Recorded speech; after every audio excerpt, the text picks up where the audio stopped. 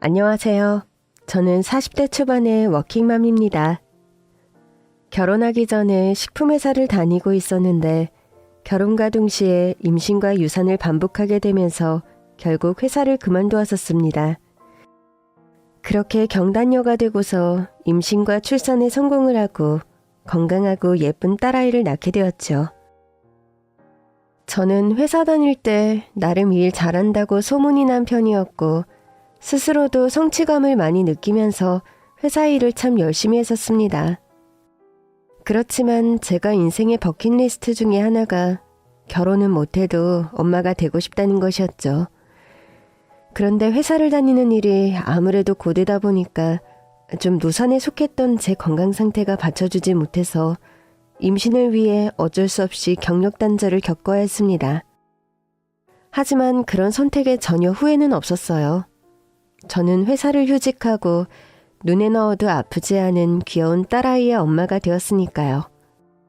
다시 그때로 돌아간다 해도 저는 아마 같은 선택을 할 거예요. 그런데 저의 이런 휴직 상황을 달가워하지 않는 사람이 딱 한 명 있었습니다. 당신 언제까지 집에서 그렇게 애 키우고 살림하면서 놀기만 할 작정이야? 우리가 타고난 금수저 집안도 둘 다 아닌데 외벌이로 살림 꾸려가는 거 불가능이야.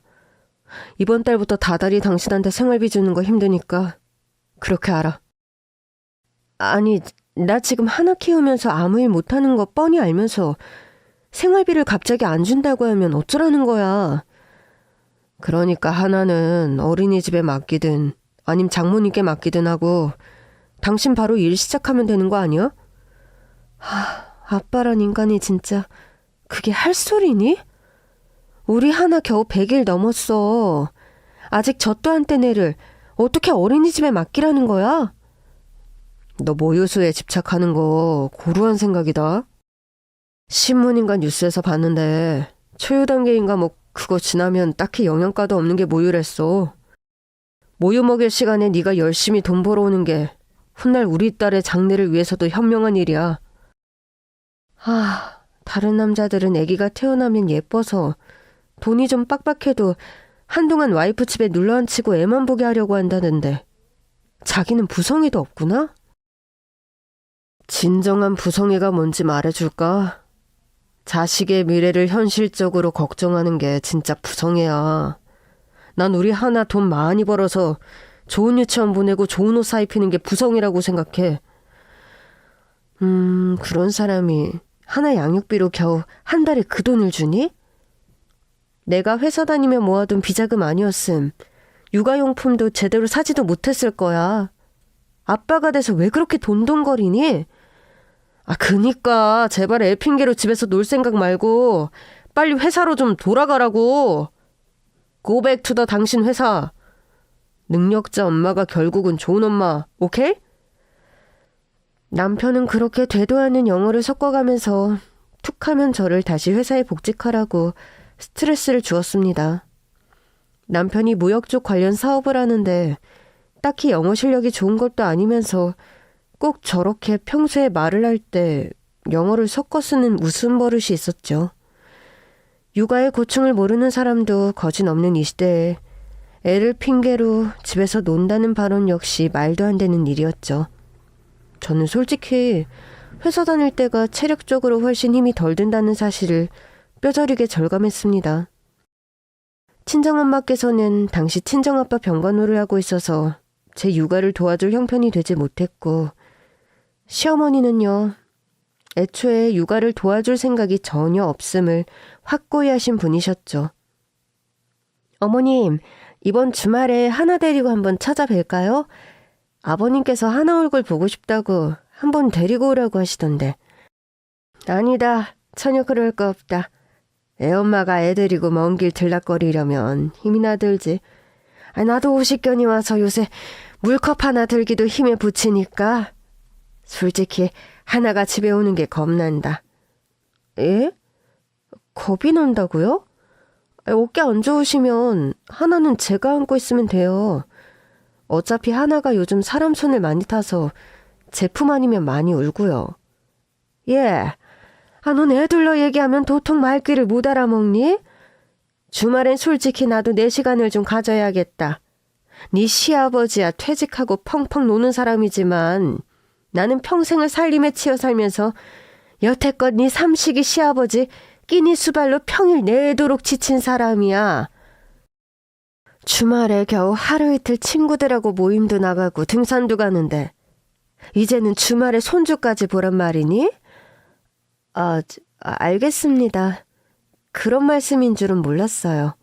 죄송해요, 어머니. 아휴, 요즘 애들은 애 하나를 그렇게 지 혼자 키우지 못해 난리들인지 모르겠다. 우리 때는 혼자서 셋도 키우고 다섯도 키우고 그랬어. 그렇게 아예 주말에 아기를 데리고 시댁을 방문하는 것조차 손사래를 치면서 선을 긋는 시어머니였습니다. 그러면서 시아버지께서는 제가 바빠 시댁에 못 온다고 했다며 거짓말을 하셨더군요. 이런 서운함을 남편에게 말을 할라치면 너 설마 우리 엄마가 아기 보기 싫어서 그런 말 한다고 생각하니? 어떻게 시어머니가 며느리를 배려해줘도 넌 타박이야. 그러니까 어머님이 날 배려해서 시댁 걸음을 차단하신다고? 그럼 나한테도 몇 번이나 그렇게 말씀하셨는데. 그럼 왜 우리 집에 몸소 방문은 안 하시지? 다른 집 시어머니들 보면 손주 보고 싶어서 며느리 눈치 보면서 방문하는 집들도 널렸던데. 그거 역시 네가 불편할까 봐서 그런 거 아니야? 손주 보고 싶다고 뻑하면 집에 방문하는 시어머니, 넌 좋아? 아주 좋고 감사할 것 같아. 한두 시간, 아니 30분만 하나를 봐주는 사람이 있어도 커피 한 잔이라도 여유 있게 마실 테니까. 아휴, 너 왜 우리 엄마 배려를 그렇게 꽈서 받아들이니? 아기 데리고 찾아뵙는다고 해도 손사래침에 선 긋는 시어머니. 남들한테 얘기했더니 당신이 친자 아닐 확률 높다더라? 육아 도와달라 할까봐 나자빠지시는 건데 제발 포장이나 말든가. 장모님은 왜 안 도와주시는데? 너 왜 친정 놔두고 시댁에만 난리야? 우리 엄마는 틈만 나면 나 먹을 거 하나 이유씩까지 싸들고 오셔. 우리 아빠 시한부라 간병으로 그렇게 힘든 상황인데도 뭐 다시 회사로 복직하려고 해도 누가 애를 좀 케어해줘야 알아보든 말든 하지. 어린이집에 맡기라고. 어린이집 두고 왜 우리 엄마만 부려먹지 못해 안달이냐? 어린이집을 맡겨도 등하원을 누가 도와줘야 내가 회사를 다니지. 안 그래?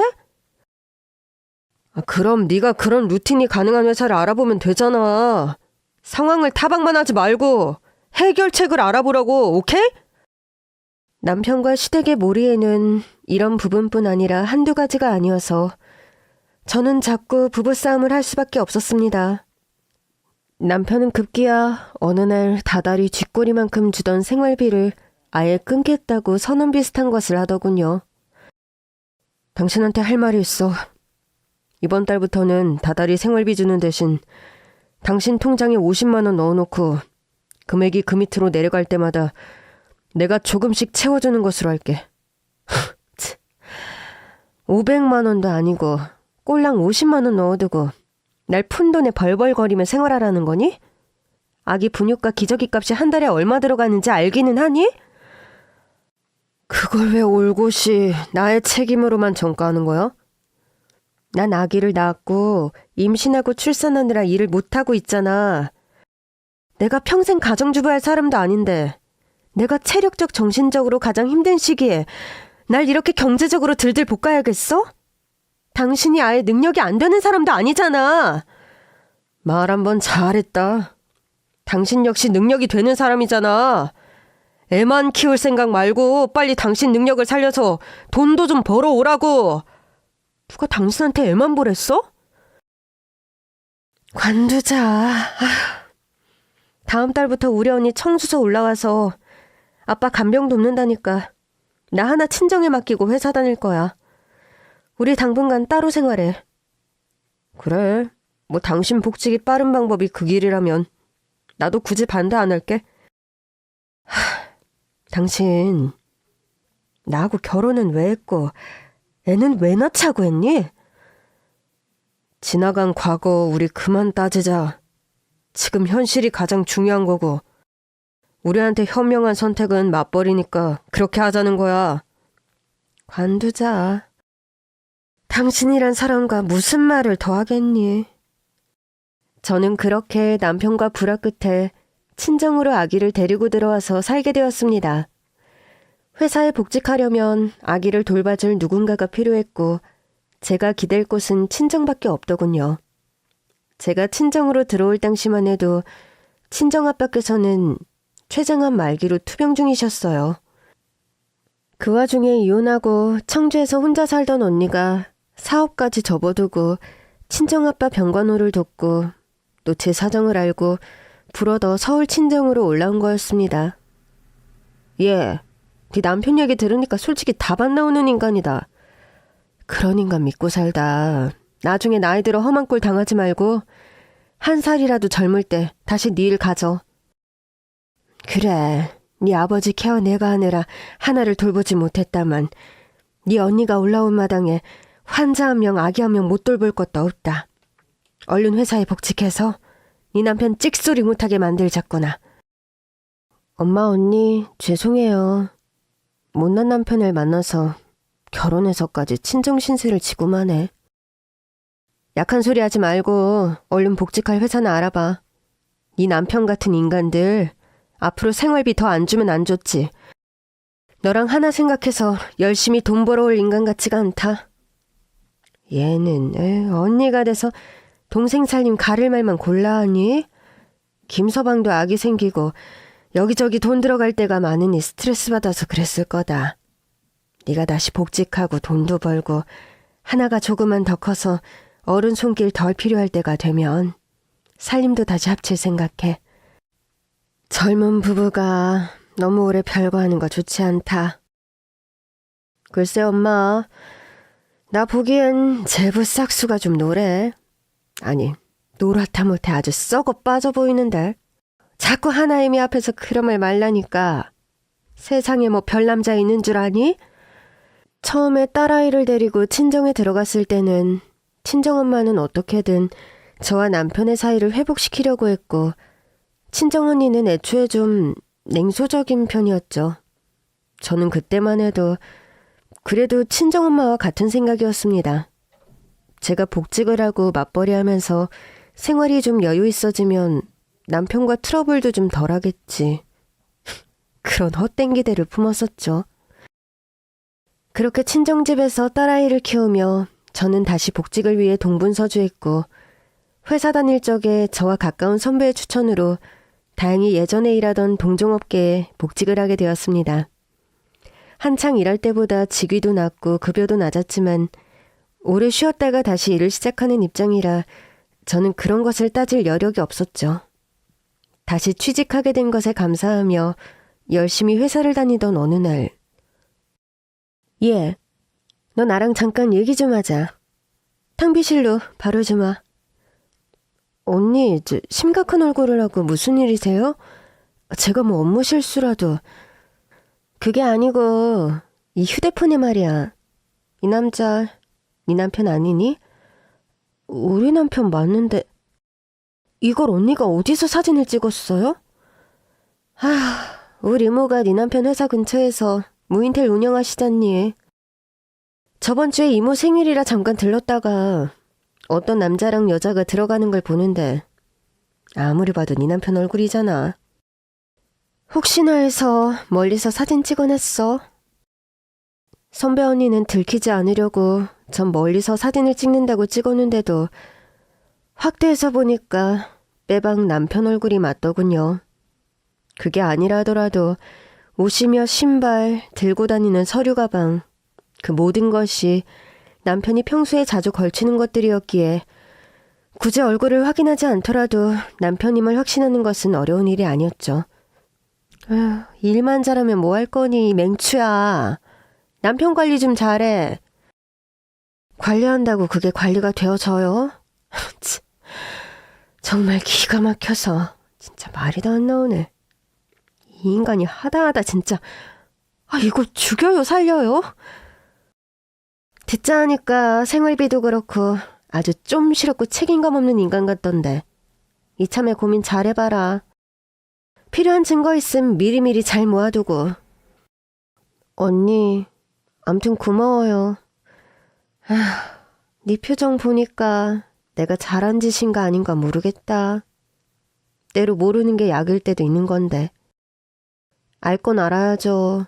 모르고 속고 살다 나중에 더 큰 화살 맞아야 할 텐데. 딸아이 때문에 좀 간단하진 않네요, 상황이. 에휴, 진짜 그놈의 자식이 뭔지. 그래도 잘 생각해서 현명하게 판단해라. 바람피는 남자들 그거 버릇 잘 못 고치더라고. 선배 언니의 첩보를 접하고 저는 한동안 남편 뒤를 열심히 캘 수밖에 없었습니다. 막장 드라마에서나 봤던 행동들을 어느 날 보니 제가 고스란히 하고 있더군요. 사설 탐정을 써서 남편의 뒤를 밟았고 남편의 내연녀 존재도 알게 됐죠. 남편은 회사의 격리와 거의 1년 넘게 불륜관계에 있었습니다.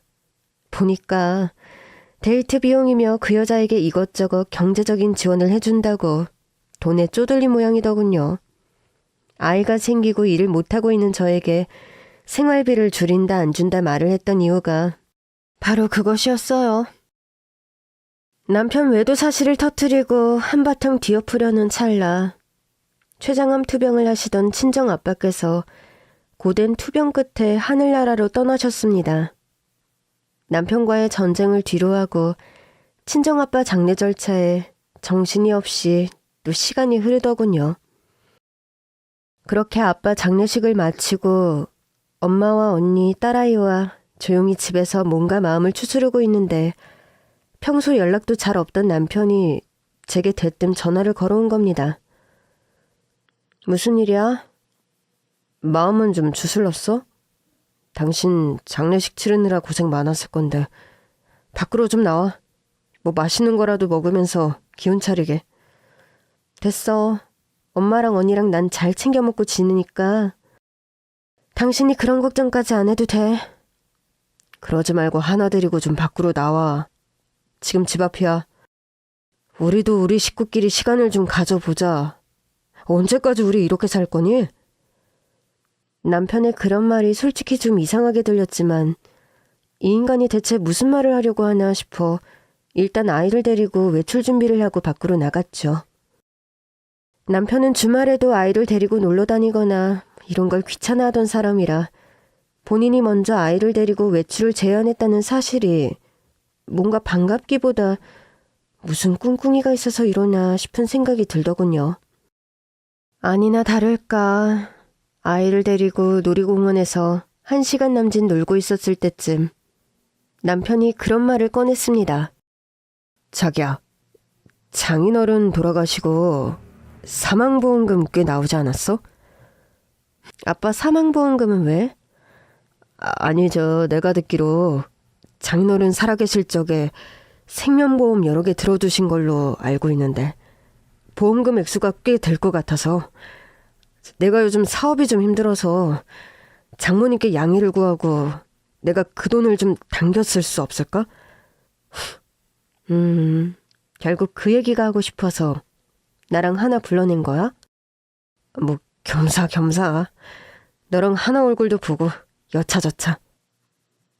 우리 아빠 목숨값을 왜 당신이 가져가서 쓴다는 거야? 그거 우리 엄마 노후자금으로 쓸 돈이지. 당신은 권한 없어? 사회가 돼서 장인어른 살아생전 어버이날 생신 한번 제대로 안 챙긴 인간이 어떻게 뻔뻔하게 아빠 보험금을 가져다 쓴다는 거야? 아이, 누가 그냥 그 돈 달라는 거야? 잠깐 빌려 쓰자는 건데 그것도 안 돼? 응? 안 돼? 당신 어머님한테도 사업자금 몇 번이나 당겨 써놓고 한 번도 갚는 거 못 봤어? 나한테 생활비 주는 것도 아까워하면서 어떻게 처가 도움 받을 생각을 그렇게 당당하게 해? 와이프가 돼서 남편 사업 기운다는데 걱정도 안 돼? 너는 그저 네 주머니만 챙기면 아무 상관없다 이거지? 할 말 하아니다. 정말. 관두자. 당신이랑 길게 얘기 안 하고 싶다. 저는 그렇게 남편과 대화를 관두고 아이를 데리고 당장 집으로 돌아왔습니다. 남편에겐 제가 애진작 외도 사실을 알고 있다는 걸 표현하지 않았죠. 제가 성격이 좋아서도 아니고 무슨 유리한 이혼을 위해 불어뜸을 들이는 것도 아니었습니다. 제가 남편의 불륜을 알고도 일단 눈을 감고 있었던 것은 오로지 딸아이 때문이었어요. 남편은 너무 밉고 인간 대 인간으로 생각했을 때 함께 살아야 할 이유가 1도 없는 인간이었지만 딸아이를 생각하면 내가 어떻게 처신해야 할까? 어디까지 참고 어디까지 정리해야 하는 건지 판단이 쉽게 서지 않았습니다. 아빠 없는 아이로 키우는 것.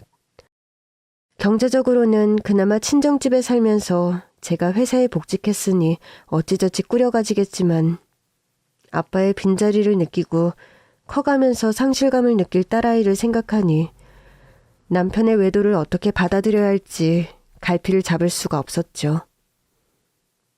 오늘 나가니까 김서방이 뭐라든? 뭐 장례 치르느라 고생 많았다면서 고기 사주더라. 고기 얻어먹고 온 얼굴이 겨우 그 모양이야? 외도 사실 알고 있다고 말은 했니? 아니, 아직 못했어. 그 말 꺼내는 순간 주워 담지도 못할 거고 이혼 소송 들어가게 될 것 같아서. 잘못한 건 그쪽인데 왜 네가 걱정하고 벌벌 기니? 아우 속 터져 정말. 뭐 그 인간은 뭐 다른 말은 없디? 아빠 생명보험금 그거 사업자금으로 좀 쓰고 싶다고. 아우 정말 보자 하니까 우리 집을 보자기로 하나. 아니 무슨 염치로 지가 우리 아빠 보험금을 쓴다는 거야? 당연히 안 된다고 철벽치고 바로 집으로 들어왔어. 내 앞에서 돈 얘기 또 꺼내진 않을 거야. 지도 양심 있는 사람이며. 그렇게 파탄과 다름없는 남편과의 관계를 절감하면서도 저는 딸아이 때문에 쉽게 결정을 내리지 못하고 차일피일 고민만 계속하면서 속을 끓이고 있었습니다. 그러던 어느 날 시어머니께서 생전 안 하던 안부 전화를 하셨더군요. 예, 하나애미야. 너 요즘 하는 일은 잘 되니? 뭐 그럭저럭이요. 복직한 지 얼마 안 돼서 배울 것도 많고 적응할 것 투성이죠. 이번 주말에 내가 혹시 하나 데리러 너희 친정집에 좀 들러도 되겠니? 아니, 어쩐 일이세요? 주말은 공사가 다 망하신 분이. 너 꼭 시애미를 돌려서 먹이는 말을 하는 것 같다. 네 시아버님이 동네 친구분들 모아놓고 식사를 하시는데 손녀딸 자랑하고 싶으시단다. 가서 인사하면 용돈도 두둑히 받을 거라고 그날 하나 깔끔하게 입혀서 기다리고 있으려. 알겠습니다, 어머님. 저는 그렇게 시어머니와 전화를 끊고 별일도 다 있다 싶은 생각이 들더군요. 혹시라도 손녀딸 맡길까봐 주말에도 오지 마라. 평일에도 바쁘다. 전전긍긍 핑계대기 바쁘단 분이 갑자기 손녀딸을 데려가 시간을 보내겠다니 좀 의아하긴 했죠. 전 그때만 해도 시어머니 말 맞다나 시아버지께서 친구분들에게 딸아이를 보여주고 싶어 그러나 보다 심상치 않게 생각했습니다. 시어머니와 약속한 날이 되었고 저는 딸아이 외출 준비를 끝내고 시어머니를 기다리고 있었습니다. 그런데 약속한 시간이 한참 지나도 도착할 기미가 없고 전화를 해도 받지 않는 통에 무슨 일인가 싶어 현관문을 열고 밖으로 나간 순간 계단참에 시어머니께서 발을 헛디디시면서 뭔가에 깜짝 놀란 듯한 포즈로 꽈당 엎어지더니 계단을 대굴대굴 굴러 나가 떨어지는 것이 아니겠어요? 어머님 괜찮으세요?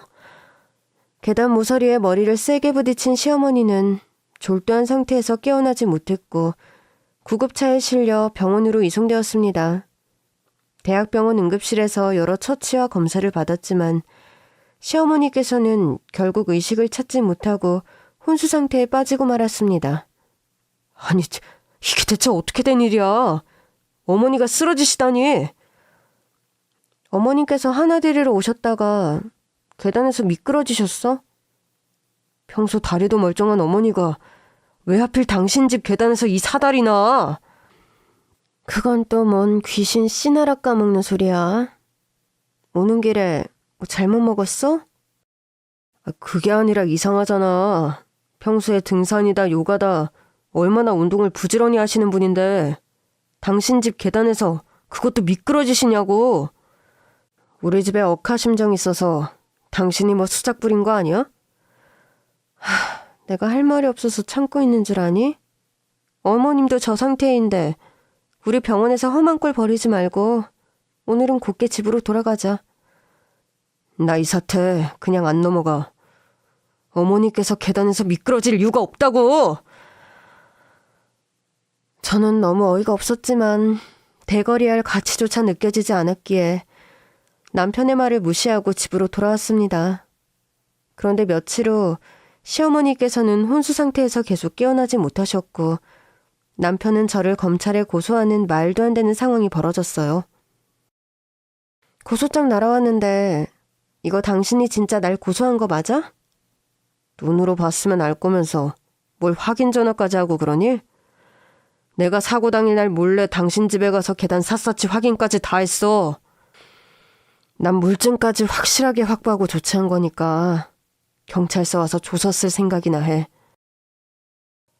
인간아, 미쳐도 좀 곱게 미쳐.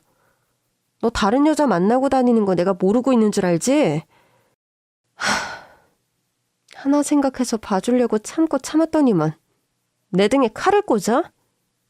너 지금이라도 안 늦었어. 내가 일말의 이해심이라도 가질 수 있게 당장 소취하해. 하나 엄마, calm down. 열만 내지 말고 우리 합리적으로 딜을 좀 하자. 장인어른 사망보험금 내 사업자금으로 좀 돌려줘. 그럼 바로 고소 취하해줄게. 어때? calm down 좋아하시네. 네 인생 다운될 각오나 단단히 하고 있어라. 이 양심 없는 작자야. 저는 그렇게 전화를 끊고도 도저히 분이 풀리지 않아 숨을 제대로 쉴 수 없을 지경이었습니다. 엄마와 친정언니는 일단 재판이 진행되는 것을 두고 보자고 하더군요. 그런데 아무리 생각해도 제게 그런 죄를 뒤집어 씌우려는 증거라는 것이 대체 뭔지 의아했어요. 저희 집이 다세대 빌라라서 따로 CCTV를 설치해 놓은 것도 아니라서 증거도 없고 정말 미치고 팔짝 뛸 노릇이더군요. 속이 타는 와중에도 재판날이 드디어 다가왔고 저는 재판 장소로 나갔습니다. 그동안 시어머니는 혼수 상태에서 회복되어서 멀쩡히 운동까지 다니시면서 여전히 병원에 입원 중이라는 거짓말까지 한 것이 들통이 난 상황이었죠. 재판이 한창 진행되고 남편은 계속해서 뻔뻔한 거짓말로 나를 시어머니에게 상해를 입히려고 한 못된 며느리로 몰고 가더군요. 피해자는 평소 시댁에 관해 악감정이 많았습니다. 생활비에 대한 견해 차이로 오랜 시간 별거해 왔음은 물론이고 남편이 외도를 한다고 의심하는 발언을 서슴지 않고 해왔으며 딸아이 양육에 대한 일방적인 도움을 요구하며 그것이 관철되지 않자 시댁에 대한 억하심정으로 피해자를 불어 다치게 할 범죄를 계획한 겁니다. 여기 이 화학용품이 그 증거물입니다. 이 미끄러운 락스를 풀어 피해자가 도착하기 전에 계단에 뿌려놨고. 잠깐만요, 재판장님. 이의 있습니다. 제가 증인으로 참석했는데 참다 더는 못 들어주겠네요. 아니, 동서가 어쩐 일이야? 내가 예전에 동서는 뭐 아는 거 없냐고 나에 관해 증언해달라고 할 때는 거절하더니? 죄송해요, 형님. 제가 그럴 사정이 좀 있었어요. 대신 제가 이렇게 늦게라도 증언하러 나왔으니 너무 걱정 말고 조금만 기다리고 계세요. 증인이 할 말이란 게 뭡니까? 저희 막장시댁의 추악한 범죄 정황을 폭로하려고 합니다. 제가 지금부터 하는 얘기는 한치의 거짓 없는 진실들이니 판사님께서는 부디 억울한 저희 형님의 누명을 벗겨주십시오. 이어 동서의 입에서 나온 말들은 참 기가 막히고 믿을 수 없는 이야기들이었습니다. 사실 일이 어떻게 된 거였냐면요. 시어머니와 남편이 저에게 합의금을 뜯어내기 위해서 아주 작정하고 모의를 한 것이더라고요. 남편은 사업이 요즘 기울자 급하게 자금 조달이 필요했고 제 친정아버지 사망보험금에서 이를 메꾸고자 했으나 뜻대로 되지 않아 열이 받은 거였죠. 그러면서 시어머니와 짜서 일부러 저희 집 앞에 넘어지기로 쇼를 한 거였답니다. 계단에 뿌려져 있던 미끄러운 락스는 남편이 미리 와서 흥건하게 뿌려놓은 거라니.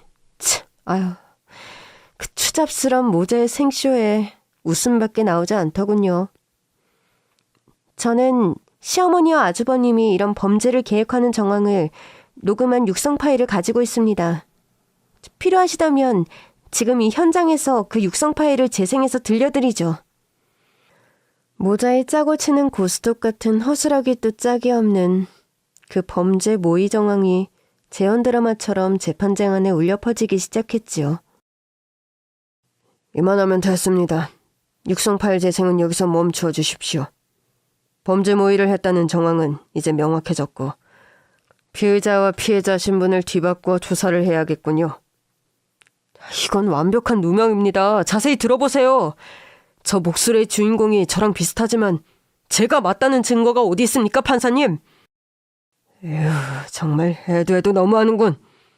정숙하게 품위를 지키지 않으면 당장 퇴장 조치하겠소.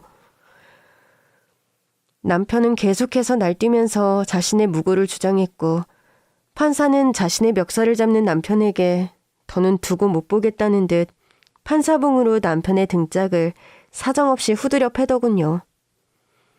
존속상해니 뭐니 배륜적인 범죄를 한두 번 본 게 아니었지만 제 친모를 위험에 빠뜨리면서 돈에 눈이 멀어 이런 쇼를 벌이는 건 또 처음이네. 판사봉 부러지기 전에 당장 제자리에 착석해요. 그렇게 남편과 시어머니는 피해자에서 피의자로 신분이 전환되어 다시 조사를 받게 되었고 무고죄 혐의를 받아 쇠고랑을 차게 되었죠. 두 모자가 교도소에 갇히고 저는 당장 이혼 절차를 밟기 시작했죠. 형님 죄송해요. 진즉에 사실을 말씀드렸어야 했는데 저도 상황이 복잡해서 그렇지 못했어요. 아니야. 딱 중요한 순간에 동서가 증인을 해줘서 내가 억울한 누명을 벗었지 뭐야. 그런데 서방님이랑 이혼했다면서 대체 무슨 일이 있었던 거야? 동서는 서방님의 외도로 최근 이혼 절차가 마무리되었는데 진흙탕 이혼 소송을 하다 보니 한동안 복잡하게 저와 시댁 간의 형사사건에 끼어들 만한 여유가 없었던 겁니다. 소송이 마무리될 때까지 동서 측의 변호사가 그런 일에 끼어들지 말고 일단 입단속을 하고 있으라고 시켰다네요. 동서는 그래도 유능한 변호사를 만났고 서방님의 유책 사유가 아주 분명했기에 유리한 조건에 이혼이 성립되었다고 하더라고요. 형님도 빨리 이혼 절차 제대로 밟으세요. 이런 막장 같고 지옥 같은 시댁을 진작에 탈출하지 못한 제 자신이 한탄스럽네요. 남은 소송들 진행하시면서 제 도움이 필요한 거 있으심 얼마든지 말씀하시고요. 저는 동서의 이혼 소송을 승소로 이끌었던 로펌으로 옮겨서 동서를 담당했던 변호사와 함께 현재의 남편과 이혼 소송을 진행하게 되었습니다. 경험치가 풍부하고 억울한 시집살이에 대한 감수성이 남다른 여자 변호사여서 그런지 몰라도 남편과의 이혼 소송은 아주 순조롭게 마무리가 되었습니다. 남편과 시어머니의 무고죄를 물어 거액의 합의금을 받을 수 있었고 남편의 외도 증거들도 제가 상당히 많이 확보하고 있었기에 재산 분할이나 양육비 위자료 등도 제가 억울하지 않은 선에서 타협을 본 후 모든 상황이 마무리되었죠. 이혼이 성립되고 법원 계단을 내려오는데 어찌나 시원하고 홀가분하던지 알터니가 빠진 느낌이 들었습니다. 형님, 축하드려요. 위자료니 합의금 섭섭지 않게 받으셨다니 그나마 다행이고요. 여러 가지로 동서 도움이 컸어. 결혼 생활에서 얻은 건 우리 딸 하나밖에 없다고 생각했는데 동서 같은 귀인을 내가 또 얻었네. 정말 고마워. 이 은혜는 내가 평생 잊지 않을게. 저 역시 결혼 생활하면서 시댁에서 사람다운 사람은 형님 한 명밖에 없었는걸요. 참, 형님 다니는 회사가 식품회사 쪽이라고 그랬죠? 그런데 그건 왜 물어? 동서도 어디 취직 자리 알아봐? 저는 처음에 동서가 취직 자리를 부탁하는 줄 알고 제가 할 수 있는 선에서 좀 알아봐 줘야겠다는 생각으로 동서에게 이것저것 물어보려고 했습니다. 그런데 동서는 자신의 취직 자리를 부탁하는 것이 아니라 저와 동업을 한번 해보고 싶다고 사업 제안을 하더군요. 형님, 저희 친정오빠가 밀키트 사업을 하는데 꽤 재미가 좋은가 봐요. 어른들 도시락하고 성인들 한 끼 식자 위주로 밀키트를 판매했는데 유아용과 어린이용 식사 쪽으로 밀키트 사업을 확대하려는데 같이 해볼 생각이거든요. 그런데 가만 생각해보니 형님도 다니는 회사가 식품회사 쪽이라고 들어서 우리가 서로 잘만 하면 윈윈할 수 있을 것 같아서요. 듣고 보니까 그러네. 내가 안 그래도 식품회사 다니면서 영업팀이다, 제품 개발팀이다 오래 일하면서 이 분야 짬밥이 그래도 꽤 되는데 동서 요리 솜씨랑 내 회사 생활 팁을 합치면 시너지가 분명히 있을 거야. 우리 한번 잘해보자, 동서. 저는 그렇게 일사천리로 동서와 사업 계획을 세우고 밀키트 사업을 동서와 동업으로 시작하게 되었습니다. 식품회사를 다니면서 그간 쌓인 시장 조사에 대한 포트폴리오와 소비자 요구 등에 대한 감각이 저에게는 있었고 동서는 원체 요리 솜씨가 좋은 사람이었습니다. 동서에게는 아들 한 명이 있는데 어려서부터 이유식도 손수 만들어 먹이고 그냥 평범한 간식 하나도 본인이 유기농 재료들로 만들어 먹이는 열혈 엄마였죠. 동서의 아들이 처음 유치원에 입학했을 때 유치원 급식을 먹지 않고 돌아온다고 푸념하던 동서의 말이 떠오르네요. 형님, 제가 우리 아이 끼니나 간식을 열심히 해먹여서 아토피도 거의 완치되다시피 하고 다행이다 생각했는데 생각지도 못한 난점이 하나 생겼네요. 엄마가 요리를 잘해도 생기는 난점이 있어? 난 당최 짐작이 안 가는데. 유치원 급식이 맛이 없다고 매일 쫄쫄 굶고 하원하는 거예요. 우리 재민이가 하도 유치원 밥을 안 먹으니까 하루는 유치원 선생님이 전화가 오셨어요. 재민이가 유치원 적응하는 동안만이라도 가끔씩 도시락을 싸서 보내는 게 어떻겠냐고요. 재민이가 엄마가 만든 너무 맛있는 음식들만 먹다 보니까 유치원 급식이 거칠어서 못 먹나 보네. 어쩌겠어. 동서가 재민이 입맛을 그렇게 길들인걸? 그런 걱정 아닌 걱정을 하던 동서였는데 동서가 그간 재민이를 키우면서 만들어온 이유식 레시피와 어린이 도시락을 우선 밀키트로 몇 가지 출시를 했더랍니다. 생산이나 제조 공정 같은 것은 동서의 친정오빠가 운영하는 밀키트 공장의 시스템을 이용하면 되어서 사업적으로 저와 동서는 처음으로 시작하는 일이었음에도 큰 난항을 겪지 않고 제품을 무리 없이 출시할 수 있게 되었습니다.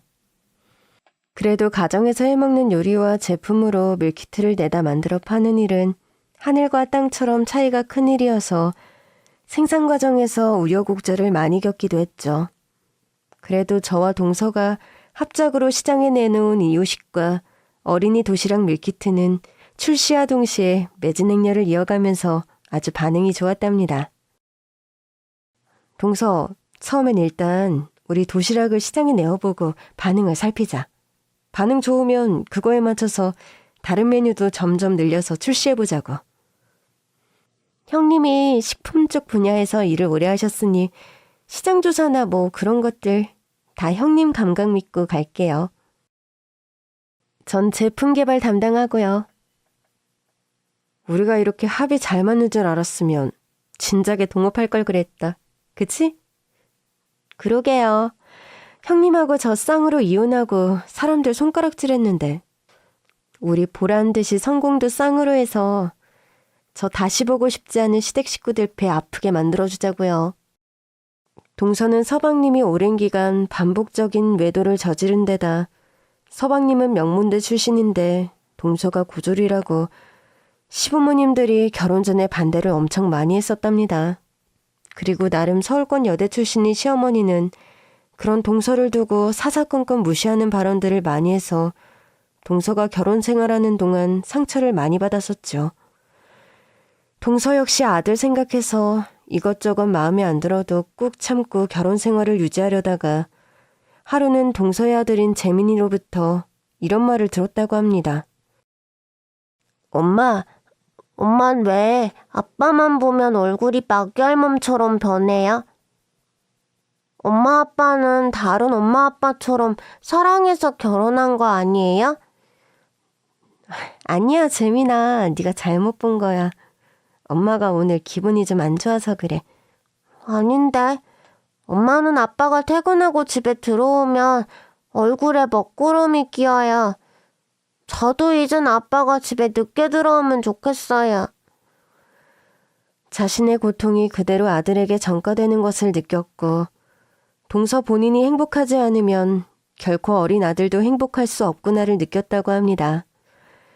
그리고 대놓고 내연녀와 여름휴가를 가는 등 날이 갈수록 대담하고 뻔뻔해지는 서방님의 외도 행각과 이를 묵인하는 시부모님들의 처사를 도저히 두고 볼 수 없었다고 하네요. 저요, 특히나 형님한테 그런 되도 않는 누명 뒤집어 씌우면서 형님 친정아버지 사만보험금 탐내는 시어머니하고 아주버님 본심을 알게 된 순간 더 이혼 결심 확고하게 굳혔잖아요.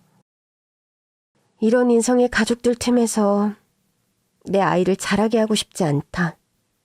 그런 생각이 딱 들더라고요. 우리 이왕 이렇게 이혼하고 싱글맘 된 거 우리 사업 열심히 하면서 애들한테 부끄럽지 않은 엄마가 되자. 그렇게 여러 가지 면에서 의기투합이 잘 되는 동서와 저였습니다. 합이 잘 맞고 신나게 일을 해서인지 몰라도 저와 동서의 사업은 날이 갈수록 번창했습니다. 식품회사에서 일을 할 때 밀키트나 도시락 관련해서 홈쇼핑 관계자들과도 제가 인맥이 좀 있었는데 그런 분들에게 연락도 하고 열심히 홍보도 해서 홈쇼핑에도 진출하게 되었죠. 홈쇼핑에 진출한 저와 동서의 밀키트 도시락은 연일 매진 행렬을 이루면서 소위 말하는 대박이 났답니다.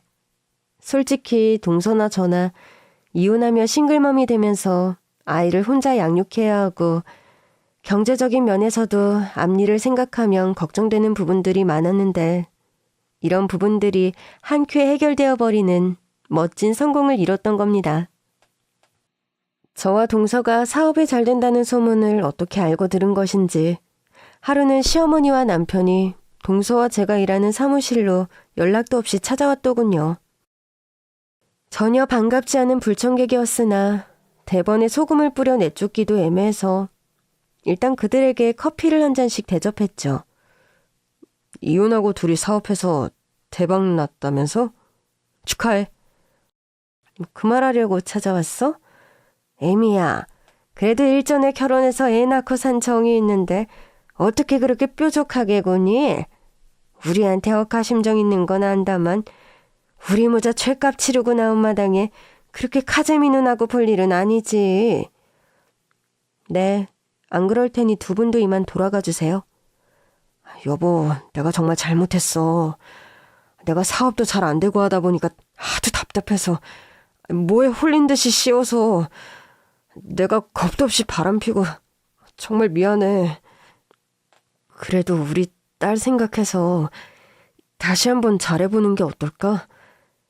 당신이 이제 이렇게 돈도 잘 버는 마당에 나까지 사업한다고 밖으로 놔둘 필요 없이 나 이젠 정말 집에서 참하게 살림하고 우리 하나 내가 전담해서 돌볼게.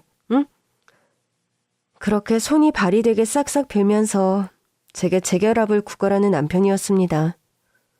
정말 어이가 없었지만 사람이 정말 너무 기가 막히면 순간 할 말이 떠오르지 않는 법이더라고요. 첫째야, 둘째야, 내가 집안의 보물들을 알아보지 못하고 니들 마음에 안 들게 군 거 이렇게 용서를 비마. 니들이 내 아들들이 마음에 안 들어 이혼했지만 그래도 부부 사이에 자식이 있으면 또 죽을 때까지 끊어지지 않는 끈이 있는 거란다. 먹고 살만해지고 돈 걱정도 없어진 이 마당에 너희들 다 재결합하는 게 어떠니? 지금 애들 생각해서 다시 저희 보고 재결합하라는 건가요? 왜 그래? 우리 첫째가 예전부터 말귀를 참 잘 알아먹었어. 그치 하나 엄마? 그럼요. 하나 엄마가 스마트하고 인텔리전트한 여자예요. 원래가. 그 꼴같자는 영어 쓰는 버릇은 여전하네. 이거 봐. 사람은 안 변한다니까. 애들 생각하면 어머님, 저희는 다음 생에도 이댁 남편들 같은 남자들과는 상종도 안 하기로 애진작에 마음먹었어요. 끊어지지 않는 끈이요? 그런 건 세상에 없습니다. 형님, 가위 어딨어요? 여기 도시락 포장하던 포장가위야. 동서, 어디부터 확 잘라버릴까? 말만 해. 동서는 제게서 덥석 가위를 받아들더니 마치 위협하는 듯한 포즈로 시어머니와 남편에게 달려들었고 동서의 남다른 서술에 시어머니와 남편은 악 소리를 지르면서 정말 꽁무니를 빼듯이 주랭랑을 쳐버리는 겁니다. 동서가 눈을 치켜뜨고 달려든 곳은 박스용 포장 상자가 잔뜩 쌓인 쪽이었는데 시어머니와 남편은 동서가 광분해서 이성을 잃기라도 한 줄 알았나 봐요.